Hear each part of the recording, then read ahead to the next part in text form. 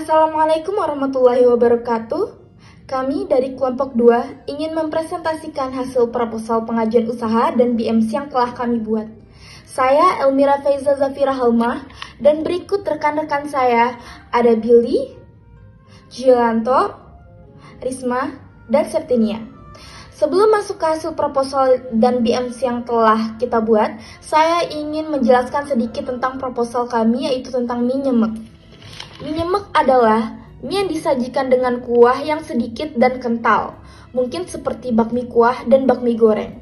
Seperti bakmi pada umumnya, mie nyemek juga berisi mie telur kuning, telur orak-arik, daging ayam, sayur-sayuran seperti sawi hijau dan tomat, dan sebagainya.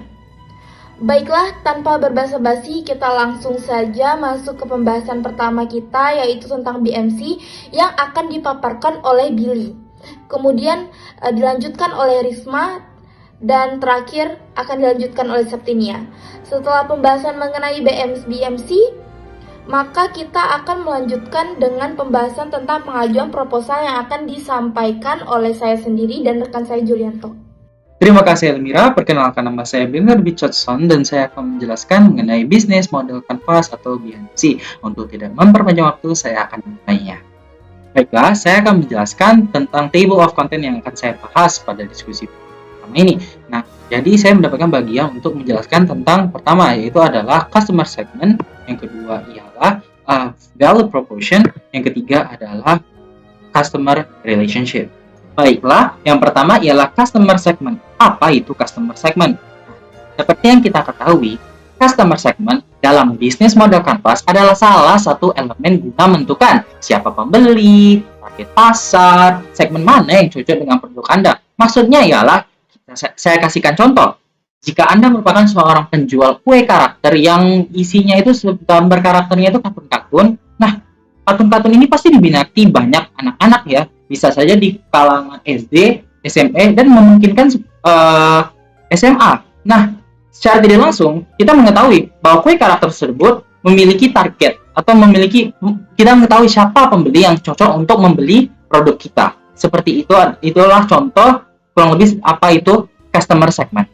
Untuk usaha yang kelompok kami lakukan ialah mie nyemek. Nah, di customer segment mie nyemek, kami menargetkan pembelinya itu pertama berusia, bisa saja mie nyemek ini bisa dinikmati di kalangan manapun, baik kalangan usia yang anak-anak, remaja, dan dewasa. Tidak hanya itu, mie nyemek ini bisa dinikmati oleh status sosial manapun.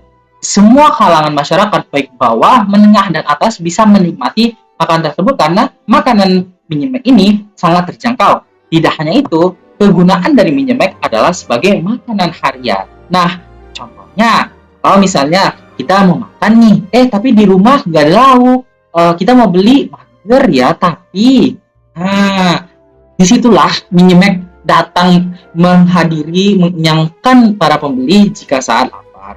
Nah, disitulah kegunaan dari mie nyemek, yaitu adalah sebagai makanan harian jika beli makan ya. Nah, kita dapat melihat untuk segmentasi pasar bawah ya. Nah, mie nyemek ini bisa dijumpai di mana aja, khususnya kedai kopi ya, untuk warung-warung kecil. Nah, untuk pariwisata ya, kita bisa melihat mereka sering nanti kalau misalnya keluar atau itu kan pasti mereka cari itu kayak makanan apa sih yang enak. Nah, disitulah kita bisa mempromosikan, kita bisa bilang nih ada nama makanan namanya mie nyemek. Lah, kok mie kan sering dimakan. Beda, mie nyemek itu bukan seperti mie biasanya. Nah, kita bisa merekomendasikan sehingga turis tertarik untuk mencoba makanan tersebut. Tidak hanya itu, untuk segmentasi pasar kelas atas kita bisa melakukan promosi. Nah, di mana bisa melakukan promosi tersebut? Di Videotron. Nah, di Videotron itu biasanya itu kalau misalnya kita dalam perjalanan ada sebuah video besar yang menampilkan banyak iklan maupun produk-produk lokal yang sedang dipromosikan. Tidak hanya itu, kita juga bisa melalui internet, yaitu adalah sosial media dan website. Nah, kita bisa meletakkan mie nyemek ini di minimarket. Lah, kok minimarket? Kan mie nyemek kan langsung dari makanannya langsung. Nah, kita mencoba inovatif baru, yaitu menggunakan bungkusan seperti mie goreng atau mie kalangan lainnya. Kenapa misalnya kita harus menggunakan bungkusan? Contohnya saja, seblak. Seblak itu aja sudah bisa loh kita beli bungkusnya aja, terus kita buat di rumah. Nah, itu memungkinkan untuk para pembeli yang tidak ingin pergi ke warung kecil, tapi mereka bisa membelinya di bungkusan minimarket itu. Mereka bisa membuat sendiri dengan pergi membelinya di minimarket atau swalayan. Maka dari itu kita bisa memungkinkan membuat inovatif baru, yaitu adalah membuat minimarket dalam bentuk kemasan. Selanjutnya ialah value proposition. Nah, value proposition itu merupakan ketika kita membeli barang, kita harus tahu nih, mengapa pelanggan harus memilih produk atau menggunakan produk atau layanan yang perusahaan tawarkan, dan nilai apa yang dijanjikan perusahaan jika kita membeli produk mereka. Ya, kalau kita misalkan menawarkan produk seperti kita menjual kipas angin. Nah, kenapa saya harus membeli kipas angin ke perusahaan Anda? Nanti kita dari perusahaan tersebut akan menjelaskan kehebatan dari kipas angin tersebut dan hal yang membedakan kipas angin mereka beda dari yang lainnya. Itu adalah value proposition. Value proposition untuk minimarket ini yang pertama ialah makanan yang sehat dan bergizi. Nah, minimarket ini banyak sekali bahan-bahan yang bisa kita gunakan. Tidak hanya enak, dan juga bahan yang digunakan ini sangat bergizi dan menyehatkan tubuh. Nah, yang kedua ialah harga yang terjangkau. Nah, minimarket ini seperti yang bisa dilihat di foto yang ada tulisan minimarket for weekend. Nah, minimarket itu kisaran paling murah harganya 15.000, dan di sini merupakan harga yang sangat terjangkau secara tidak langsung, terkhusus orang-orang yang berstatus sosial rendah, menengah, dan ke atas bisa membeli minimarket tersebut. Yang ketiga ialah mempertahankan budaya lokal. Nah, gimana nih misalnya kalau misalnya para turis datang ke Indonesia dan mencoba minimarket. Nah, gimana cara kita membedakan minimarket ini beda dari mie biasanya? Nah, disitulah gimana kalau misalnya minimarket ini digunakan bahan-bahan yang berasal dari budaya Indonesia. Nah, secara tidak langsung kita bisa mempertahankan budaya lokal kita, dan tidak hanya itu, orang luar negeri bisa mencoba segala rempah-rempah yang kita gunakan untuk membuat minimarket tersebut. Yang keempat ialah isi yang lebih banyak. Nah, minimarket ini memiliki isi yang lebih banyak, sehingga ketika para pembeli, contohnya saja turis membeli makanan minimarket ini, pasti mereka akan langsung kenyang, atau mungkin jika mereka merasa lapar lagi, mereka bisa menambah karena porsi dari minimarket ini sangat banyak. Nah, yang kelima ialah pelayanan dengan online dan offline. Nah, seperti yang saya jelaskan tadi, untuk segmentasi pasar bawah, itu bisa saja orang pergi ke warung kecil untuk membeli makanan. Tidak hanya itu, kita bisa berkolaboratif dengan seperti GoFood, dan lain-lainnya yang berhubungan dengan aplikasi membeli makanan secara online. Kita bisa melakukan pelayanan tersebut sehingga dapat memudahkan orang untuk membeli minimarket. Yang terakhir ialah lokasi strategis. Nah, minimarket ini bisa dijual di mana saja. Seperti kalau misalnya kita sekolah, SMA, pasti kan kantin menjualkan banyak sekali variasi makanan. Nah, bisa saja kita letakkan minimarket tersebut di sekolah. Tidak hanya sekolah, bisa juga seperti kampus, kantoran, tempat wisata, seperti jika turis sudah keluar dari bisa saja bandara, stasiun kereta api, dan kapal, mereka akan mencari tempat makan. Nah, disitulah kita dapat menarik perhatian mereka untuk mencoba merekomendasikan mereka untuk membeli minimarket. Dan terakhir ialah kita bisa menaruh makanan minimarket ini ke dalam sebuah lantai. Selanjutnya ialah customer relationship. Nah, customer relationship ini merupakan metode, strategi, dan proses yang digunakan sebuah perusahaan untuk membangun dan menjaga hubungan baik dengan pelanggan. Nah, seperti gimana cara kita memperkenalkan produk kita kepada masyarakat, gimana cara kita membuat masyarakat membeli produk kita, dan gimana cara kita menjaga loyalitas sehingga para pelanggan tetap ingin membeli produk kita. Itu merupakan customer relationship dalam sebuah bisnis. Customer relationship dalam minimarket. Yang pertama ialah kita bisa melakukan atau memberi promosi kita seperti yang saya jelaskan pada slide value proposition. Pada slide pertama dengan customer segment, kita bisa mempromosikan melalui media sosial seperti internet atau website, atau bisa saja melalui Videotron. Karena kita sudah berada pada era Society 5.0, jadi kita bisa memanfaatkan teknologi yang ada sekarang untuk meng-highlight atau mempromosikan produk kita ke orang lain maupun wisata yang sedang berkunjung ke negara kita. Nah, yang kedua ialah free ongkir. Nah, free ongkir ini kita bisa mempromosikan atau memberikan agar pelanggan itu tertarik loh untuk membeli produk kita. Yang dimana ketika mereka ingin membeli Minimax ini, mereka pengen diantar. Nah, kita bisa memberikan jasa free ongkir. Tidak hanya itu, nah kita juga bisa berkolaborasi dengan GoFood ya, sehingga kita bisa melakukan penjualan tersebut di online.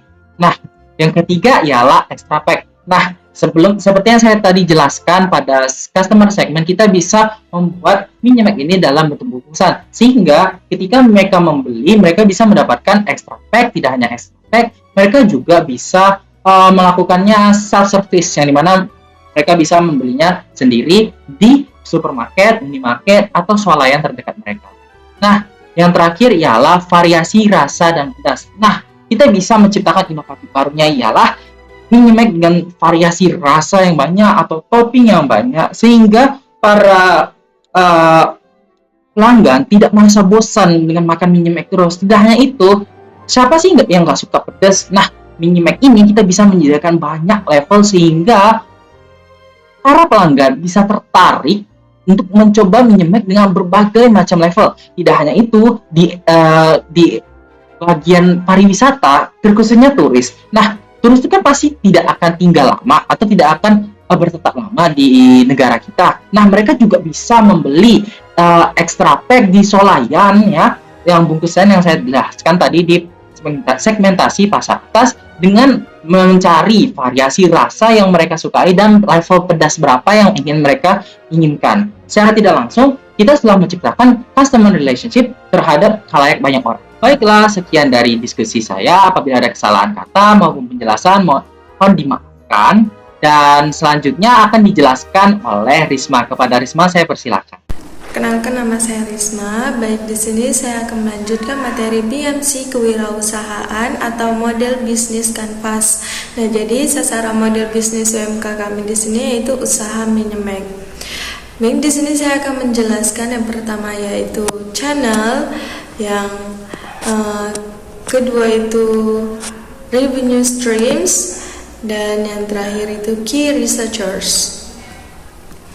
Channel. Nah, jadi channel bagaimana sebuah perusahaan berkomunikasi dengan segmen pelanggannya dan menjangkau mereka untuk memberikan proposisi nilai. Nah, jadi di sini itu kami menggunakan yang pertama aplikasi pemesanan makanan online seperti Gojek, Grab, Shopee Food. Nah, terus nggak ketinggalan juga di sini kami menggunakan media sosial seperti Instagram, Facebook, WhatsApp juga. Nah, distribusi langsung itu kami melalui outlet atau gerobak dorong. Nah, distribusi tidak langsung itu ya itu agen, toko kue, warung. Nah, jadi itu penjualan melalui agen. Nah, terus ada juga nih penjualan melalui medsos tadi ya kan, Facebook, WA, marketplace yang itu Facebook. Terus lanjut yaitu revenue streams. Nah, revenue streams itu pendapatan atau pemasukan yang biasanya diukur dalam bentuk uang yang diterima perusahaan dari pelanggannya. Nah, itu jumlah uang atau aset yang dibutuhkan untuk memulai suatu bisnis sebelum usaha tersebut mulai. Nah, jadi kami menggunakan modal awal dari pribadi. Nah, terus pendapatan atau pemasukan kami juga di sini yaitu keuntungan dari penjualan kami secara langsung dan juga keuntungan kami dari penjualan online. Terus lanjut ke materi key researchers. Nah, itu aset-aset terpenting yang diperlukan agar sebuah bisnis dapat berfungsi. Yang pertama udah pastinya produk bahan baku ya, yaitu seperti mie kuning, telur, sayur, dan tidak lupa juga minyak goreng. Nah, terus alat memasak yang praktis, itu seperti kompor gas, wajan, sendok. Nah, yang paling penting, yaitu sumber daya manusia. Nah, ini adalah salah satu faktor yang sangat penting karena kita sangat-sangat membutuhkan tenaga kerja. Baik, hanya itu saja yang bisa saya sampaikan. Terlebih terkurang saya mohon maaf. Saya kembali dilanjutkan ke materi selanjutnya. Assalamualaikum warahmatullahi wabarakatuh. Assalamualaikum warahmatullahi wabarakatuh. Nama saya Septinia Dwi Putri dengan NIM 210305003. Nah, di sini saya akan menjelaskan tentang bisnis model kanvas pada bisnis Minyemek. Nah, di sini saya akan menjelaskan tentang part-part.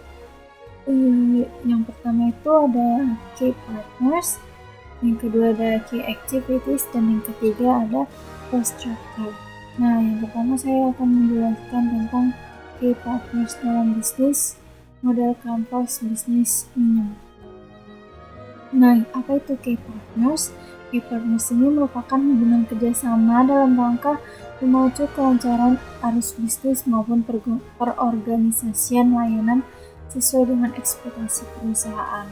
Nah, dalam bisnis kami ini sudah pasti mempunyai key partners, yaitu mempunyai partner demi kelancaran bisnis kami.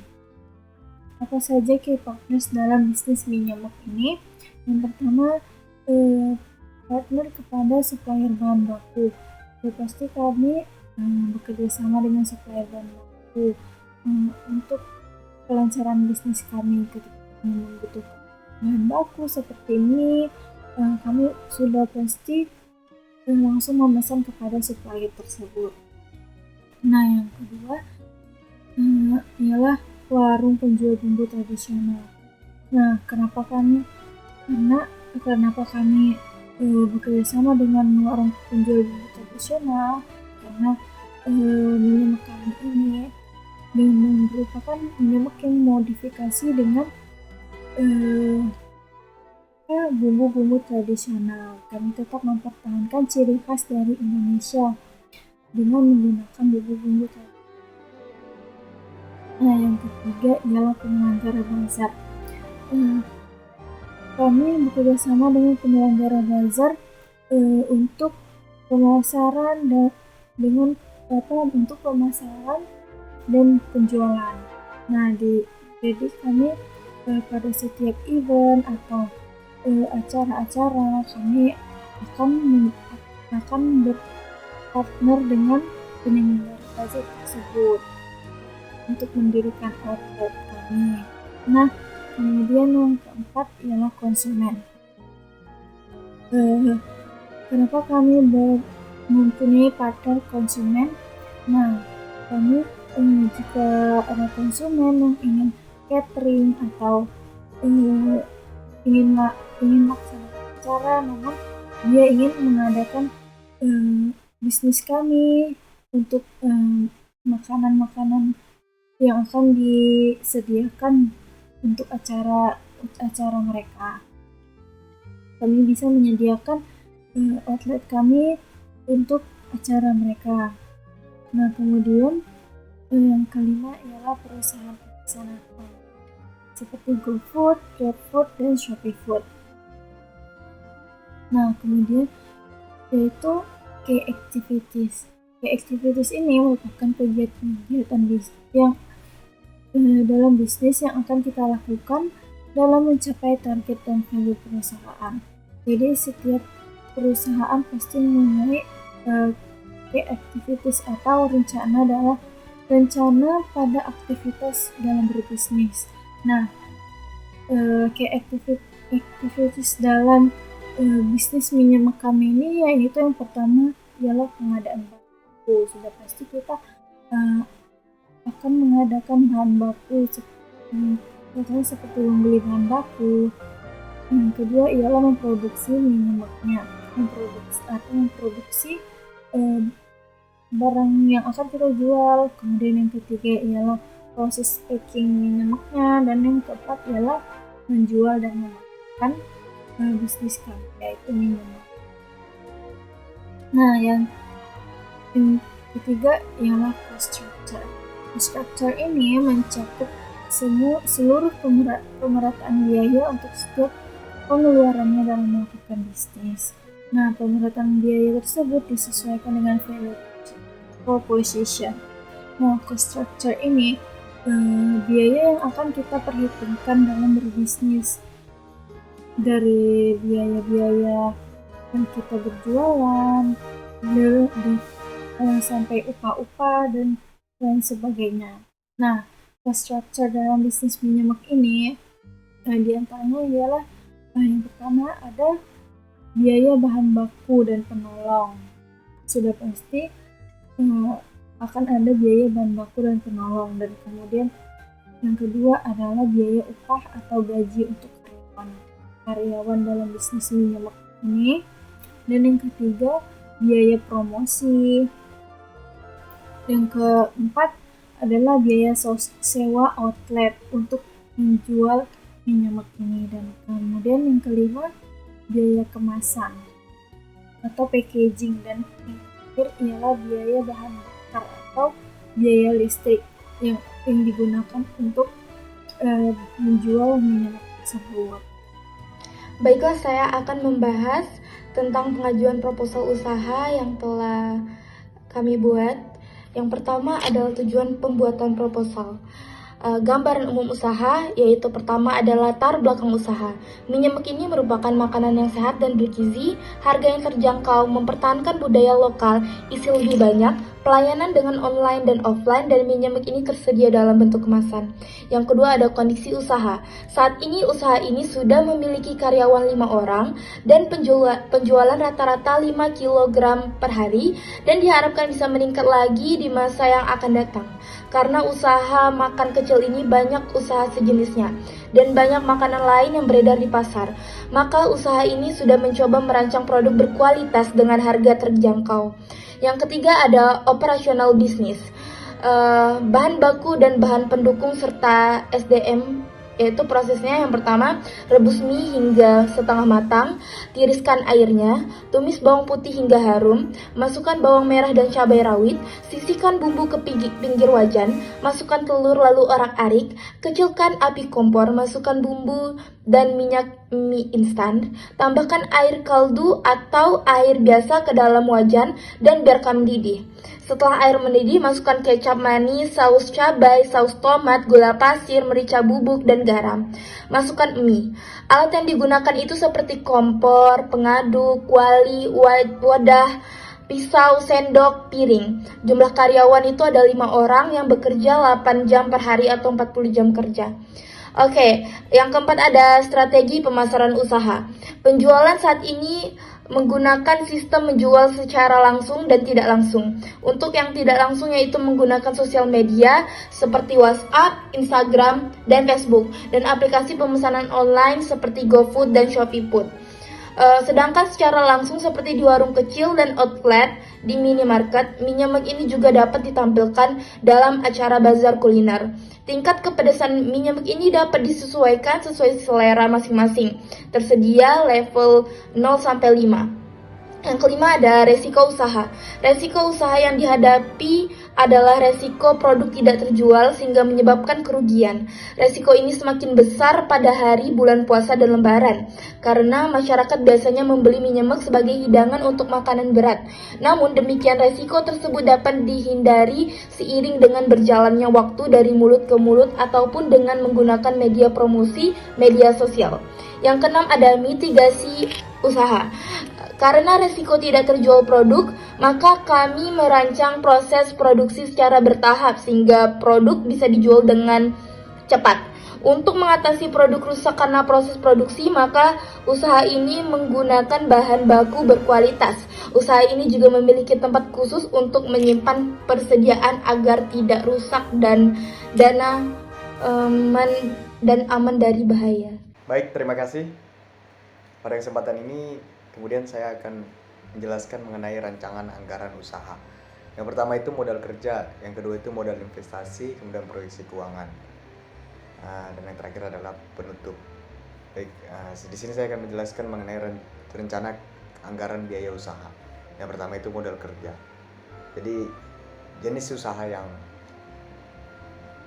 sedang kami ajukan itu menyemek. Yang pertama itu jenis-jenis modal kerja. Yang pertama itu ada Indomie sekitar 50 buah dengan harga 3.000 per satuan dengan jumlah 150.000. Kemudian bawang merah dengan jumlah 3 kg dengan harga satuan 15.000, jumlahnya yaitu 45.000. Kemudian yang ketiga yaitu bawang putih dengan jumlah 2 kg, harga satuan 20.000, jumlahnya menjadi 40.000. Kemudian telur sekitaran 5 lusin, harga satuannya sekitar 52.000 dan jumlah keseluruhannya 156.000. Kemudian garam hanya 1 kg saja dengan harga satuan 10.000, jumlah yang diterima yaitu 10.000. Kemudian gula 1 kg, jumlah satuannya 14.000, jumlah keseluruhan 14.000 juga. Gas 1 kg 14.000, jumlah keseluruhan 14.000. Dan plastik 50 buah dengan harga satuan 500 perak. Total keseluruhan yaitu menjadi 25.000. Dus kemasan 1 paket dengan harga satuan 500.000, jumlahnya sekitaran 500.000 juga. Kemudian air 38 liter, minyak goreng 3 liter, ayam 4 kg, udang, bawang goreng, sayuran, sosis, dan bakso. Kemudian lanjut modal investasi. Yang pertama itu kendaraan, yang kedua kompor, ketiga kuali, yang keempat spatula, yang kelima pisau. Dengan catatan 1 kendaraan unit motor, kompor dengan 3 unit, kuali dengan 4 unit, pisau 4 unit dengan total sekitaran 15.340.000. Kemudian proyeksi keuangan usaha per periode usaha. Yang pertama itu adalah pendapatan penjualan, pendapatan lain-lain sekitaran bulan pertama yaitu 9 juta, kemudian bulan kedua 18 juta, bulan ketiga 36 juta. Total pendapatan sekitaran kalau di total 26.350. Kemudian yang kedua yaitu pengeluaran usaha. Harga pokok penjualan, gaji pegawai, telepon, listrik, dan air. Bulan pertama itu 1.767.000, bulan kedua 1.800.000, kemudian bulan yang ketiga yaitu 2 juta. Gaji pegawai 1.500.000, bulan pertama, bulan kedua 1.600.000, bulan ketiga 1.800.000. Kemudian listrik dan air 200 bulan pertama, 250 bulan kedua, bulan ketiga 300.000. Transportasi 450.000. Bulan pertama, bulan kedua 450.000, bulan ketiga 405.000, sama dengan halnya transportasi. Kemudian keuntungan usaha menjadi 2.153.000 dengan catatan bulan pertama, bulan kedua 2.300.000, bulan ketiga 2.500.000. Baik, demikian proposal ini dibuat dengan data yang sebenar-benarnya dan sebagai gambaran usaha dalam permohonan bantuan tambahan modal usaha yang sedang dan akan dijalankan. Atas perhatiannya saya ucapkan terima kasih. Demikianlah beberapa hal yang bisa kami sampaikan mengenai pengajuan proposal usaha dan BMC tentang Minyemek yang telah kami buat. Semoga dapat dipahami dan dimengerti. Baiklah, saya izin pamit undur diri. Wassalamualaikum warahmatullahi wabarakatuh.